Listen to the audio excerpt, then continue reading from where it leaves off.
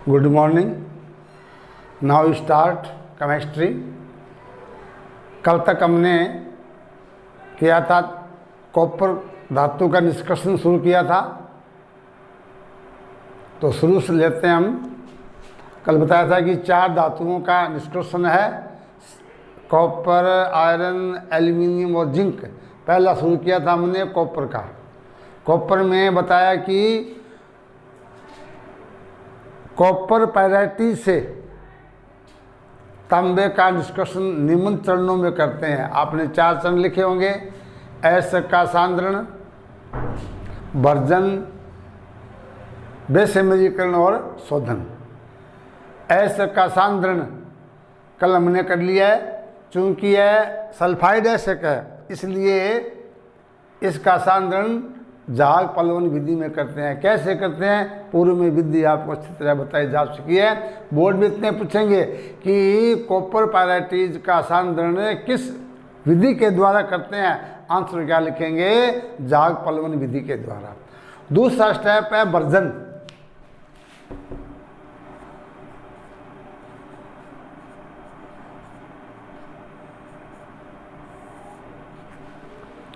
अब भर्जन आपको पीछे बताया जा चुका है कि इस प्रक्रिया में सांद्रित एसिड को ऑक्साइड से एसिड को ऑक्साइड में परिवर्तित किया जाता है। तो चूंकि अब तक आपने एसिड सल्फाइड के रूप में है, तो इस एसिड को परावर्तनी भट्टी में लेकर और कुछ मात्रा में सिलिका मिलाकर वायु की उपस्थिति में गर्म करते हैं। तो लगभग 800 डिग्री सेंटीग्रेड ताप पर इसमें उपस्थित जो अवांछित अकार्बनिक अशुद्धियाँ, कार्बन, सल्फर, फास्फोरस है, वो वाष्पशील ऑक्साइड में परिवर्तित होकर बाहर निकल जाती है और शेष क्रियाएं निम्न होती है। नोट कर लीजिए। आ जाता है कि तांबे के निष्कर्षण में परावर्तनी भट्टी में या भर्जन क्रिया में होने वाली अभिक्रियाएं तो निम्न समीकरण हैं। 2 समीकरण आ जाती है।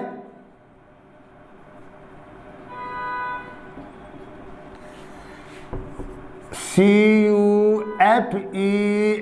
ये वायु के द्वारा ऑक्सीकृत होता है। पहले बनाता है Cu2S plus FeS plus 2SO2, यानी कि इसमें 2 रिएक्शन तो याद होनी चाहिए। तो पहली क्रिया में क्या होता है, इसमें वात्या भट्टी में लगभग 800 डिग्री सेंटीग्रेड ताप पर गर्म करेंगे तो iron pyrite copper sulphide iron sulphide में परिवर्तित हो जाता है। उसके बाद में आयरन सल्फाइड भी ऑक्सीकृत हो जाएगा। आयरन ऑक्साइड और SO2 गैस में। इसी प्रकार कॉपर सल्फाइड भी कॉपर ऑक्साइड और SO2 गैस में परिवर्तित हो जाता है। अब यहाँ पूछते हैं SiO2 को मिलाते हैं कि SiO2 क्या करता है, जो FeO अशुद्धि बन जाती है, इसको हटाने के लिए गालक के रूप में, यानी SiO2 यहाँ गालक के रूप में प्रयुक्त होता है। FeO प्लस SiO2 ये बन जाएगा आयरन सिलिकेट धातु मल होता है। तो ये 4 क्रियाएं होगी इसकी। तो बोर्ड में 1 नंबर की 2 क्रियाएं पूछ लेता है, तो 2 क्रियाएं आप दे देंगे। फिर यहाँ पूछता है कि भर्जन क्रिया में सिलिका की क्या उपयोगिता है या सिलिका को क्यों मिलाया जाता है, तो लिख देंगे चूंकि इसमें FeO को धातुमल में परिवर्तित करने के लिए सिलिका को मिलाया जाता है और धातुमल बन जाता है। और इस भट्टी में हमें क्या प्राप्त होता है कि Cu2O और Cu2S प्लस FeO ये किस में होती है, इसमें बन जाता है Cu2 सॉरी इसमें Cu2O और आयरन सल्फाइड से क्रिया करके कॉपर सल्फाइड में परिवर्तित हो जाता है। यानी कुछ मात्रा में पुनः कॉपर सल्फाइड यहाँ भी प्राप्त हो गया और कॉपर ऑक्साइड इसमें होता ही है। तो अंत में क्या हमें Cu2O और Cu2S का एक मिश्रण प्राप्त होता है। इसे क्या बोलते हैं, कॉपरमेट। क्या कहते हैं, कॉपरमेट। इसलिए लिखा है, पूछ लेते हैं कि वर्धन क्रिया में कॉपर किस रूप में प्राप्त होता है, इसे क्या बोलते हैं, कॉपरमेट के रूप में। तो यहाँ 4 नंबर के 4 क्वेश्चन बन जाते हैं। नंबर 1, वर्धन में होने वाली 2 क्रियाएं, 4 क्रिया आपको दी गई है। नंबर 2, परावर्तनी भट्टी में सिलिका की उपयोगिता। नंबर 3, इस भट्टी में किस रूप में तांबा प्राप्त होता है, कॉपरमेट। कॉपरमेट क्या है, कॉपर ऑक्साइड और कॉपर सल्फाइड का एक मिश्रण होता है। आ जाता है 1 नंबर का कि कॉपरमेट क्या होता है। इतना देना अपने को वर्धन क्रिया में। तीसरा आपने लिखा था बेसेमेरीकरण। नंबर 3 तीसरा पार्ट है बेसेमेरीकरण।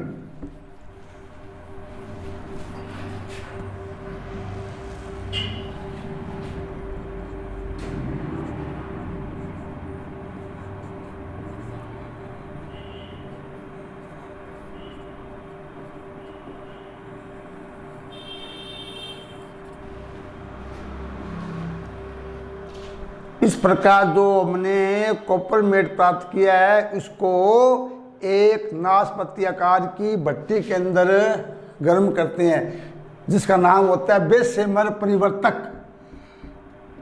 बेसेमर परिवर्तक, इसका भी डायग्राम उसमें किताब में दिया हुआ, आपको बना भी देता हूँ, बना के दिखा देते हैं कि बेसेमर परिवर्तक ये आता है कि बेसेमर परिवर्तक का नामांकित चित्र देकर होने वाली 2 अभिक्रिया, जैसे 4 क्रिया होती है तो 2 क्रिया इसमें पूछ लेता है।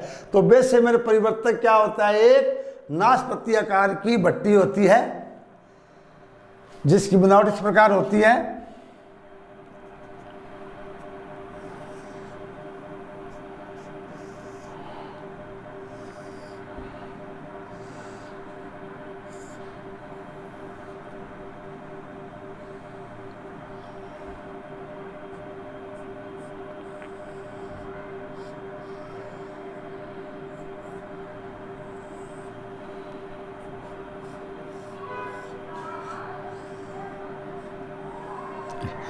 और इसको घुमाने के लिए यहाँ स्टैंड लगे होते हैं, एक स्टैंड साइड में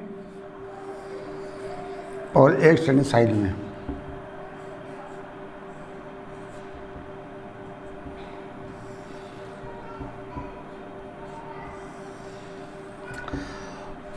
गर्म करने के लिए वायु नल लगे होते हैं इसमें, जिससे प्रबल वायु गर्म वायु इसमें प्रवाहित करते हैं। इसे बोलते हैं वायु शुंडिकाएं। वायु शुंडिकाएं, जिसके द्वारा गर्म वायु को भेजा जाता है। यहाँ इसमें तांबा द्रवित होकर इकट्ठा हो जाता है, ये बोलते हैं फफोलेदार तांबा। फफोलेदार तांबा, दार कॉपर तांबा। इसकी भीतरी सतह पर सिलिका SiO2 का अस्तर लगा होता है, जो इसमें विद्यमान अशुद्धि को धातुमल में परिवर्तित करता है। तो इसका 1 अंक का डायग्राम आ जाता है। तो इस प्रकार किताब में अच्छी तरह सेम टू सेम डायग्राम दिया हुआ है। तो बेसेमर परिवर्तक एक नाशपाती आकार की भट्टी होती है जिसमें कॉपरमेट और जिसके भीतरी स्तर पर सिलिका का एक अस्तर लगा होता है। इसमें बर्दन से प्राप्त कॉपरमेट को भरकर वायु की सहायता से गर्म करते हैं, इसमें प्रबल वायु प्रवाहित करते हैं। तो यह वायु क्या करती है, कॉपर मेट में कॉपर ऑक्साइड और कॉपर सल्फाइड को कॉपर में परिवर्तित कर देती है। इसके साथ इसमें जो गलनीय अशुद्धि यानी कि FeO की अशुद्धि होती है वो क्या है, धातुमल में परिवर्तित हो जाती है। तो इसका ये डायग्राम बनाने के बाद में पूछते हैं इसमें कौन कौन सी क्रियाएं होती है। तो बेशमर परिवर्तक में 4 क्रिया होती है। कौन कौन सी होती है, इसमें 4 क्रियाएं होती है। कौन कौन सी, पहली होती है इसमें FeS की जो अशुद्धि होती है वो वायु के द्वारा ऑक्सीकृत होकर FeO में परिवर्तित हो जाती है। और ये FeO सिलिका इसमें जो अस्तर लगा होता है उससे क्रिया कर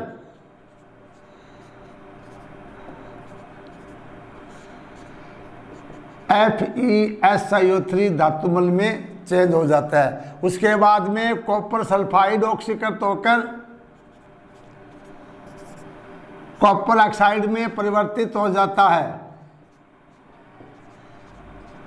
और ये कॉपर ऑक्साइड बचा हुआ कॉपर सल्फाइड यानी स्वतः अपचयन के द्वारा कॉपर में परिवर्तित हो जाता है। तो ये अब ध्यान क्या देंगे अपने, एक तो बेशमर परिवर्तक का नामांकित चित्र पूछते हैं, ये डायग्राम आ जाता है 1 नंबर का। ये नहीं पूछते, इसमें पूछ लेते हैं कि इसमें सिलिका का अस्तर क्यों लगाते हैं। तो इसलिए लगाते हैं कि इसमें आयरन सल्फाइड उपस्थित होता है, वो वायु के द्वारा ऑक्साइड में परिवर्तित हो जाता है और यह आयरन ऑक्साइड सिलिका से क्रिया करके धातुमल में परिवर्तित हो जाता है। यानी कि कॉपरमेट से FeO को हटाने के लिए SiO2 का उपयोग करते हैं। फिर पूछते इसमें होने वाली 2 क्रियाएं, अब इसमें ये 4 क्रियाएं दी गई है तो चारों क्रियाओं याद कर लेंगे। परीक्षा में 2 पूछे तो ये 2 क्रियाएं मोस्टली इसमें देनी होती है। उसके बाद में इसमें जब तांबा यहाँ प्राप्त हो जाता है, इसमें SO2 जो गैस है वो घुली जाती है। जब क्रिया संपन्न हो जाती है तो ये द्रव अवस्था में जो तांबा होता है उसमें SO2 गैस घुली होती है। जो तांबा ठंडा होता है यह SO2 गैस बाहर बुलबुले के रूप में निकलती है। तो जिससे क्या इसकी जो सतह होती है उस पर ऐसे इसमें क्या फफोलाने उस पर उबड़ खबड़ हो जाती है। यानी SO2 गैस निकलने से तांबे की द्रवित सतह उबड़ खुबड़ हो जाती है, नाम दिया गया है फफोले। इसीलिए इस तांबे को क्या कहते हैं, फफोलेदार तांबा। आ जाता है कि ये होता है क्या है। तो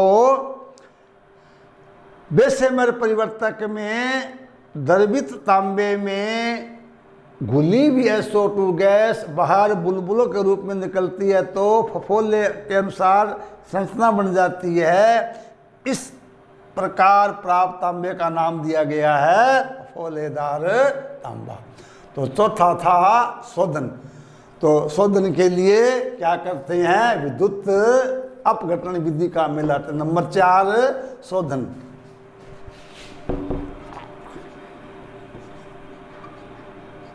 तो विद्युत अपघटन विधि द्वारा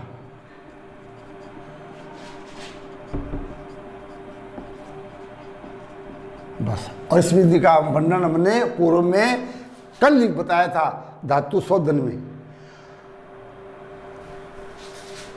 इस प्रकार जो तांबा प्राप्त होता है उसमें 98% शुद्ध सी होता है, 2% अशुद्धियां होती है। उन अशुद्धियों को हटाने के लिए इसका शोधन विद्युत अपघटन विधि के द्वारा किया जाता है। इसका वर्णन अच्छी तरह से कल आपको करा दिया गया। तो ये था तांबे का निष्कर्षण।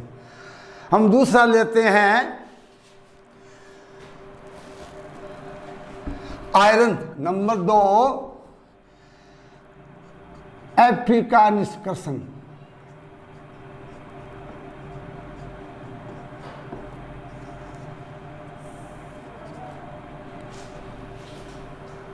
पहले इसके हमें 4 ऐसे याद होने चाहिए।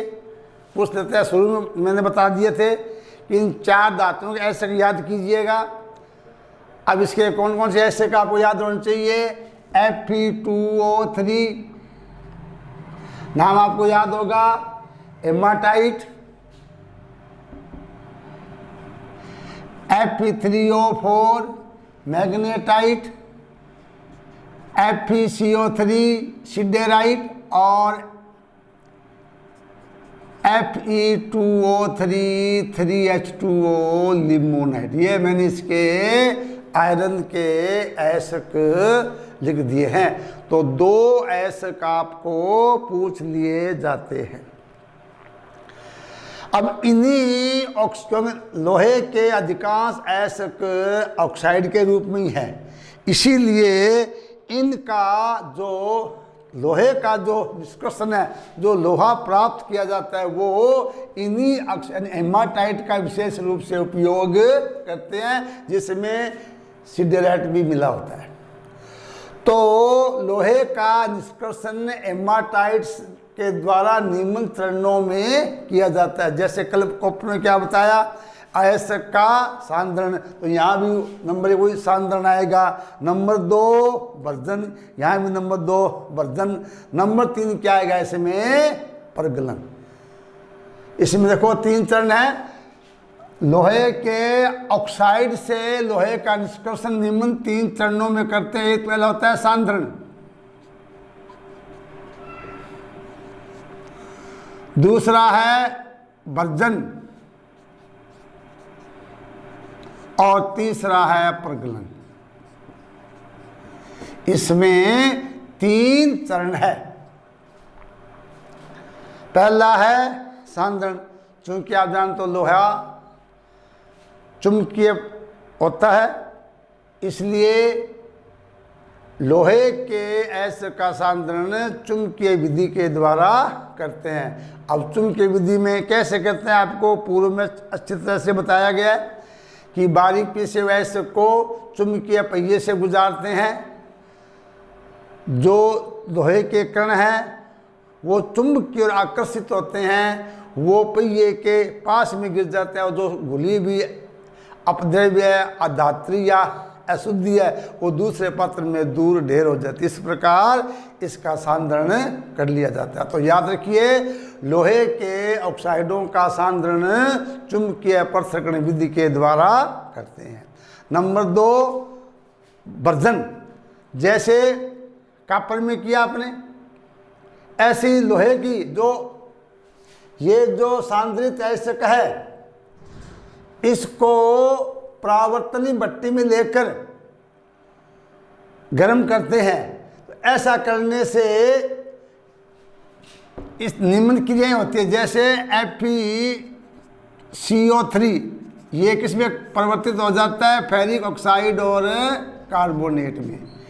इसी प्रकार अब चूंकि FeO को Fe2O3 में परिवर्तित करना होता है, ये पुनः क्या होता है? ऑक्सीकृत हो जाता है FeO+3O2, ये बन जाता है Fe2O3, यानी कि फेरिक से फेरिक में परिवर्तित हो जाता है। इसके अलावा इसमें सल्फर है, कार्बन है, सिलिकॉन है, वो अशुद्धियाँ ऑक्साइड के रूप में परिवर्तित होकर बाहर निकल जाती है। और इसमें 2 क्रियाएं कर देंगे वर्धन क्रिया में कि तो आयरन ऑक्साइड, इसमें अगर नमी होती है वो भी क्या होती है? वाष्प के रूप में निकल जाती है।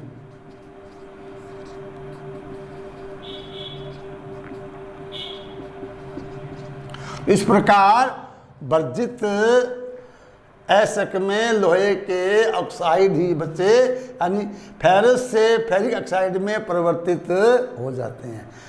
अब इसे लेते हैं आगे प्रगलन। इसमें वात्या भट्टी का आप डायग्राम दिया हुआ है, चित्र पहले आपने बना दिया वात्या भट्टी का। तो ये तो आ जाती है कि लोहे के निष्कर्षण में प्रयुक्त वात्याभट्टी का नामांकित चित्र, तो चित्र वही है जो पहले आपने बनाया है। और यहाँ से में किताब यहाँ और भी दिया हुआ है वात्याभट्टी, यानी ये 100 फुट लंबी भट्टी होती है, 25 फुट इसका व्यास होता है, इसके चारों ओर स्टील की परत होती है, अंदर की ओर अग्नि से ईंटें होती है, और ऊपर से ऊपर कप के द्वारा वर्जित अयस्क कोक को मिलाकर इसमें मिलाया जाता है। तो विभिन्न क्रियाओं के फलस्वरूप, क्योंकि ऊपर ताप कम होता है, नीचे ताप अधिक होता है, तो विभिन्न तापों पर इसमें क्रियाएं होती है। तो 2 क्रिया आपको पूछ लेता है कि वात्याभट्टी में होने वाली 600 उसमें अलग अलग ताप दिए हैं, तो मोस्टली जो अपचन भाग है उसकी क्रिया वही मुख्य क्रिया होती है, उन्हीं क्रियाओं को पूछा जाता है। तो पहले इस भट्टी का डायग्राम बना देंगे। अब इसमें वात्याभट्टी में होने वाली अभिक्रिया आपको याद करनी है।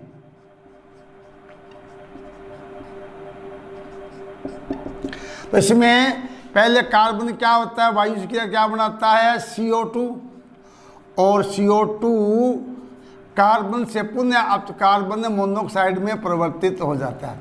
ये कार्बन मोनोऑक्साइड धातु ऑक्साइड को धातु में अपचित करती है। कैसे?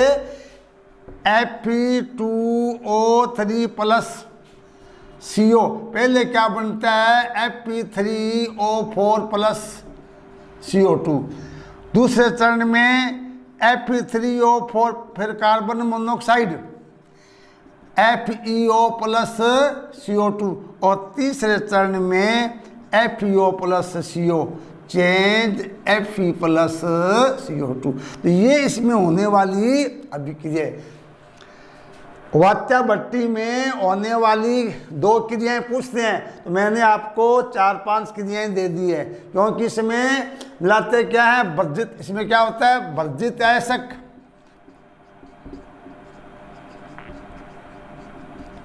Plus Coke. तो कोक क्या होता है, कार्बन। ये कार्बन पहले कार्बन मोनोऑक्साइड में परिवर्तित हो जाता है, और ये कार्बन मोनोऑक्साइड आयरन के ऑक्साइड को धातु के अंदर परिवर्तित कर देती है, तथा इसमें उपस्थित अगलनीय अशुद्धियों को दूर करने के लिए CaCO3 गालक मिलाया जाता है। ये CaCO3 क्या करता है, एक गालक की भूमिका निभाता है। ये ताप 600 डिग्री सेंटीग्रेड आसपास होते हैं, 600 700, ये होता है 1100 1200। कैल्शियम ऑक्साइड प्लस CO2, और ये CaO विद्यमान अगलनीय अशुद्धि को धातु मल में परिवर्तित कर देता है। ये इसकी गालक की क्रिया है। तो यहाँ 2 प्रकार की क्रियाएं पूछ जाती हैं। एक तो लोहे के निष्कर्षण में धातु मल बनने वाली क्रियाएं, तो 2 इसमें क्रियाएं देनी है। क्या? इसमें कैल्शियम कार्बोनेट को गालक के रूप में प्रयुक्त करते हैं। ये कैल्शियम कार्बोनेट उच्च ताप यानी भट्टी के नीचे के हिस्से में, जैसे कि आप डायग्राम दिया हुआ है, उच्च ताप पर कैल्शियम ऑक्साइड और CO2 में अपघटित हो जाता है, और ये कैल्शियम ऑक्साइड विद्यमान अगलनीय अशुद्धि को धातुमल में परिवर्तित कर देता है। यह धातुमल धातु के ऊपर, लोहे के ऊपर होता है, जो ऊपर की छिद्र से बाहर निकल जाता है, और जो लोहा जो पिघला था वो नीचे की छिद्र से बाहर निकाल लेते हैं। इस प्रकार जो लोहा प्राप्त होता है उसे क्या कहते हैं, कच्चा लोहा। तो यहाँ इतना देना है प्रगलन में। तो प्रगलन क्रिया के दौरान जो लोहे धातु प्राप्त होती है उसे क्या बोलते हैं, कच्चा लोहा। यानी कच्चा, इसमें कार्बन की मात्रा करीब 4% इसमें कार्बन होता है, फास्फोरस है, सल्फर है, सिलिकॉन है, मैग्नीज है, ये भी अशुद्धियाँ इसमें होती हैं। तो यहाँ प्रश्न कैसे पूछेंगे, नोट कर लीजिए। पहला तो लोहे के 2 अयस्क, क्वेश्चन नंबर 1। दूसरा, लोहे का निष्कर्षण कितने चरणों में करते हैं? लोहे के ऑक्साइड से लोहे का निष्कर्षण 3 चरण में करते हैं, सांद्रण, भर्जन और प्रगलन। अब इसमें सांद्रण की विधि आपको बता दी, चुंबकीय पृथक्करण है। भर्जन में परावर्तन भट्टी का उपयोग करते हैं, आपको क्रिया बता दी गई। प्रगलन में वात्या भट्टी का उपयोग करते हैं, जिसमें निम्न क्रियाएं होती है। इसमें अलग अलग क्वेश्चन पूछते हैं, एक तो 2 क्रियाएं पूछ सकते हैं कोई भी, और 2 क्रियाएं गालक की। तो इस प्रकार इसमें कुछ क्रियाएं दी हुई है, तो एक एक नंबर का एक एक पॉइंट इसमें आ जाता है। और इस प्रकार प्रगलन क्रिया से जो लोहा प्राप्त होता है उसे कच्चा लोहा कहते हैं, क्योंकि लोहे के आपके 4 रूप दिए हुए हैं। कौन कौन से? कच्चा लोहा, ढलवां लोहा, पिटवां लोहा और इस्पात। ये 4, यानी जो लोहा हमें निष्कर्षण से प्राप्त है वो कौन सा प्राप्त होता है? कच्चा लोहा प्राप्त होता है। इन चारों में कार्बन के अनुपात का अंतर होता है, यानी ये इसमें करीब 4% कार्बन होता है और कुछ मात्रा में सल्फर है, सिलिकॉन है, फास्फोरस है, मैग्नीज है। अब इसको ठंडा करते हैं तो इससे धीरे धीरे ये जब ठंडा होता है तो ये ढलवां लोहे में परिवर्तित हो जाता है। उसमें क्योंकि जो ठंडा होने पर जो लोहा होता है कार्बन से क्रिया कर एक कार्बन का यौगिक बना देता है, आयरन कार्बाइड, और जो सफ़ेद रंग का होता है इसका नाम दिया गया है ढलवां लोहा। इसमें करीब 3% कार्बन की मात्रा होती है। पिटवां लोहा, इसको ढलवां लोहे से ही प्राप्त करते हैं। इसमें कार्बन की सबसे कम कार्बन यानी कि 0.5 से करीब 1% तक इसमें कार्बन होता है, जबकि इस्पात में 0.5 से 1.5 कार्बन। सबसे उत्तम जो लोहा है वो कौन सा होता है? पिटवां लोहा। इसमें बहुत ही कम कार्बन 0.5 के आसपास होता है, जबकि इस्पात में करीब 1.5 इसमें कार्बन की मात्रा होती है। तो ये पूछ लेते हैं कि लोहे के विभिन्न रूपों के नाम और इनमें कार्बन की मात्रा कितने % होती है। अब यहाँ पूछ लेते हैं कि ढलवां लोहे से पिटवां लोहा कैसे प्राप्त करते हैं। ये 1 नंबर का पूछ लिया जाता है, क्योंकि ढलवां लोहे में कार्बन की मात्रा करीब 3% होती है। इस कार्बन को हटाने से यानी कम करने से जो लोहे का रूप प्राप्त होता है उसे क्या कहते हैं? पिटवां लोहा कहते हैं। कैसे प्राप्त करते हैं? इस ढलवां लोहे को एक परावर्तन भट्टी में लेकर वायु के आधिक्य में गर्म करते हैं। इस भट्टी के चारों ओर आयरन ऑक्साइड का एक अस्तर होता है। इससे क्या होता है कि इस लोहे में जो घुली हुई कार्बन है, सिलिकॉन है, मैग्नीज है, वो लोहे के ऑक्साइड से क्रिया करके वह सबशील ऑक्साइड जैसे CO2, SO2, SiO2 इस प्रकार के ऑक्साइड में परिवर्तित हो जाती है और ये ऑक्साइड बाहर निकल जाते हैं। शेष जो लोहा प्राप्त होता है वो पिटवां लोहा प्राप्त होता है। इस प्रकार लोहे के ये 4 रूप है। तो ये इसमें इतना याद करना है। इसमें एक तो इसमें वात्या भट्टी का नामांकित चित्र, लोहे के अयस्कों के नाम और सूत्र, वात्या भट्टी में होने वाली क्रिया, लोहे के विभिन्न रूप और इनमें कार्बन की मात्रा। इसके बाद में आता है चौथा धातु है जिंक। बाद में एल्यूमिना का अपघटन या शोधन वो आपको कल कराया जाएगा।